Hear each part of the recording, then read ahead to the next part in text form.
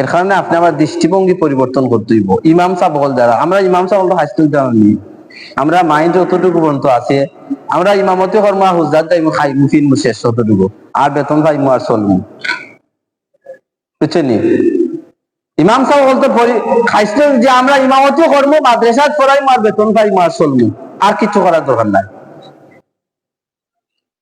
আর কিছু করার দরকার নাই। আচ্ছা কোনছেন মানুষের একটা ইনকাম সোর্স দিয়ে চলা সম্ভব হয়নি, আপনার আমার কথা দিয়া দেন, মাইন্ড করেন না জানো, আমি বুঝাইবার লাগে আমরা মাইন্ড সেট আপ পরিবর্তন করলে আমি শুধু আমি ওয়াজ গুলা করতেছি। আমি 5,000 টাকা দিয়া 6-7,000 দিয়া দিয়া 10,000 টাকা দিলে এটা মনে করো কাজ দিয়ে আমার দিলে আপনারা আলহামদুলিল্লাহ 10,000 টাকা একজন ফ্যামিলি চলেনি হচ্ছে, একজন মানুষের ফ্যামিলি চলেনি 10,000 টাকা দিয়ে।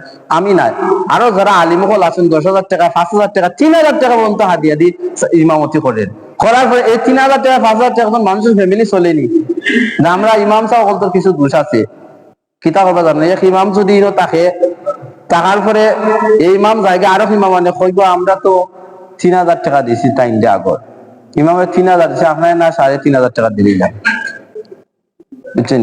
এগুলো যদি হয় না আমি 3,000 টাকা আমার 10,000 দেওয়া লাগবো, আর গইয়া পাই দিব 2,000 টাকায়, 5,000 টাকা পাই দিব গইয়া। আচ্ছা যাই হোক বলতেছি, তো বলতেছিলাম 5,000 টাকায় 10,000 টাকায় একজন মানুষের ফ্যামিলি চলে না। একজন আলিমে যদি ব্যবসা করতে চায় তার আমরা সুযোগটা, হে যদি তার মসজিদ মেনটেন করিয়া 5 ওয়াক্ত নামাজ মেনটেন করিয়া পাশাপাশি যদি কিছু হে ব্যবসা বাণিজ্য করে, তারে আপনি আমি বাধা দিতাম না।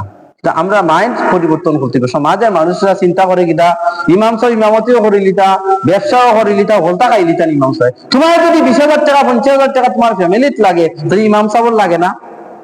না ইমাম সাহেব আটফাও নাই, ইমাম সাহেব খানাবি না কোনটা লাগে না, ইমাম সাহেব লাগেনি, এটা ইমাম সাহেব কোনো কিছু